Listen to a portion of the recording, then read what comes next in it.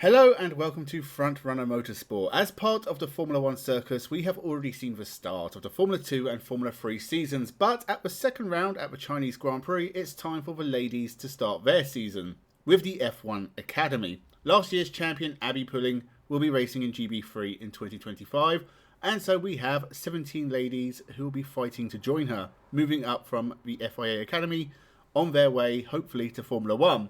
But no woman has got close to that in years. We are going to look at every team and driver competing in 2025 and give some thoughts on each and try and pick a champion. Before we start, I just want to pay my respects to Eddie Jordan. I wasn't a fan of his. In fact, I found him to be really annoying, a terrible TV pundit, but he was one of the last great independents in Formula 1. His yellow cars of the late 90s and early 2000s were some of my favourites, and he gave some great drivers a chance to race in Formula 1, like Heinz-Harald Frentzen, Rubens Barrichello, Eddie Irvine, Giancarlo Fisichella, Nick Heidfeld, Jarno Trulli, and more. And Eddie Jordan Racing did the same in the late 80s in International F3000. He was a big part of Formula 1 in the 90s, and as he has sadly passed away, I just want to give my respects to the man. Let's jump into the video. High-Tech TGR.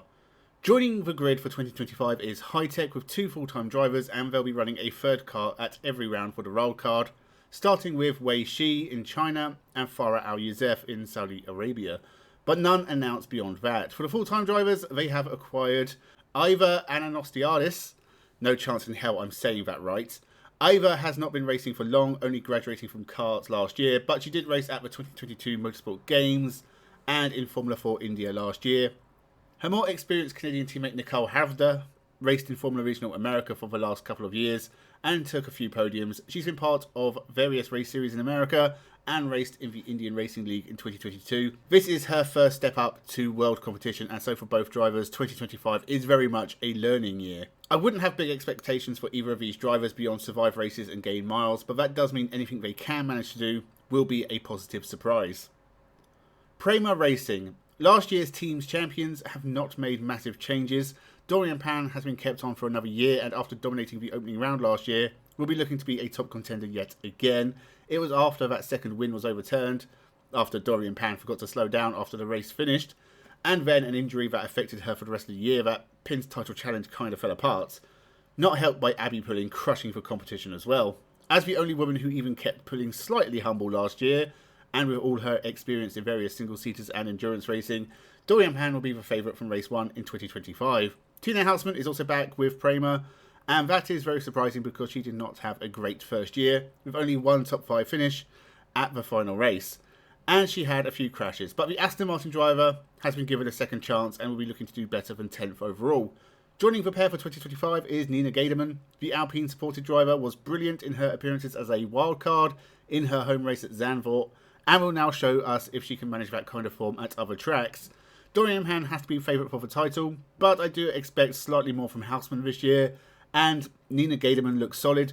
All three could be in the top 10, and Prema once again could find themselves as team's champions. Rodin Motorsport. Whereas Prema retained 2 of their drivers, Rodin have a completely new lineup. Champion Abby Pulling is gone, and so has hopeless flop Lola Lovenfoss and the often unlucky Jessica Edgar.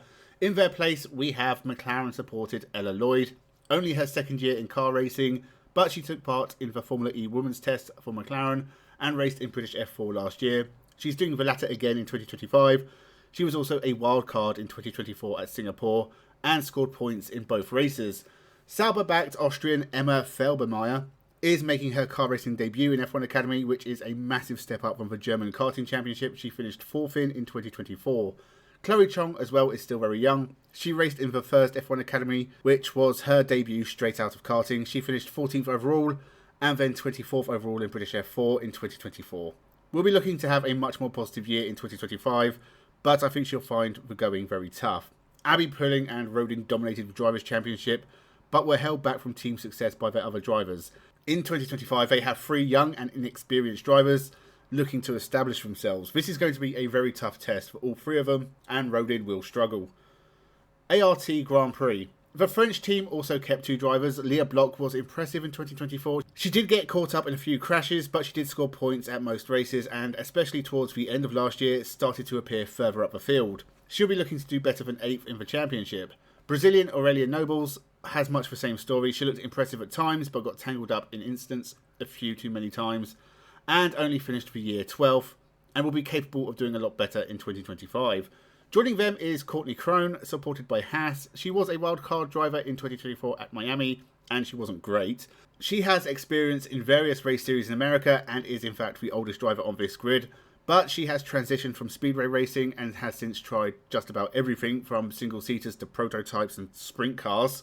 This is the highest profile series she has ever raced in. I think Leah Block and Aurelia Nobles are good, but not top drivers, and ART may find themselves making little progress from 2024.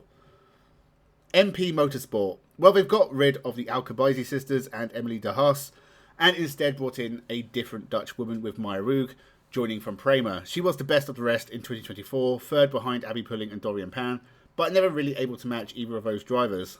Roog finished most races on the podium, but had to wait until the final race of the 2024 championship to take her first win.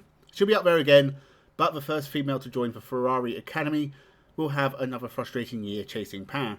Joining her at MP is the youngest driver on the grid, 16-year-old Australian Joanne Ciconte. She has a few starts in various Formula 4 and Formula Winter Series. Alba Hurup Larsen likewise has only done a few races in Formula 4 and the Formula Winter Series, so this is another young lineup, but Maya Roog is capable of taking more than a single win, and maybe she could be more of a threat to Dorian Pan in 2025. For Larsen and Ciconte, they'll be fighting with other young drivers on this grid for points, and in terms of the team's championship, their success in that regard may play a big part in deciding how far up or down MP finish the year. Campos Racing. Our final team is Campos, and Chloe Chambers was one of the big surprises of last year. She did well to take a win and grab a few podiums. She performed much better than I thought she was going to. Maybe a mistake on my part, as I had just seen her perform very well in the Formula Regional Oceania. Well, I'm not making the same mistake again, and I think she'll move from 6th in the championship to be amongst the top 3 with Pan and Roog. Alicia Palmovsky was runner-up in GB4 last year and was 5th at Losail as a wildcard in F1 Academy. She is a very talented driver and definitely one of the rookies worth keeping an eye on this grid. I watched her in GB4 and she is class. I can see her going far. And Brazilian Rafaela Ferreira was a race winner in Brazilian F4 on her way to a credible 4th place overall. This is her first steps outside Brazil, but she clearly knows how to win races. Campos have a strong lineup. I think Chloe Chambers will be near the top of the standings. Palmovsky could be in the high midfield, and Ferreira, at least from my point of view, is more of an unknown. Could be bad, could be good, who knows. I think Campos will be tough to beat. So they are all the teams and drivers in the F1 Academy for 2025. If I had to pick a woman to be champion, I do think it'll be Dorian Pan. She has the experience, she has the form, she would have done better in 2024 if not for her injury. 2025 is going to be her year. Chloe Chambers, Maya Roog and Nina Gaderman will be up there too, and I think the midfield will also be packed. Good to see so many young drivers also get a chance to debut in the F1 Academy, and with the wildcards coming in, who knows how it will play out by year's end. Let me know your thoughts in the comments. Who do you think will be champion in 2025? Make sure you subscribe to the channel. Thank you very much for watching, and have a good one.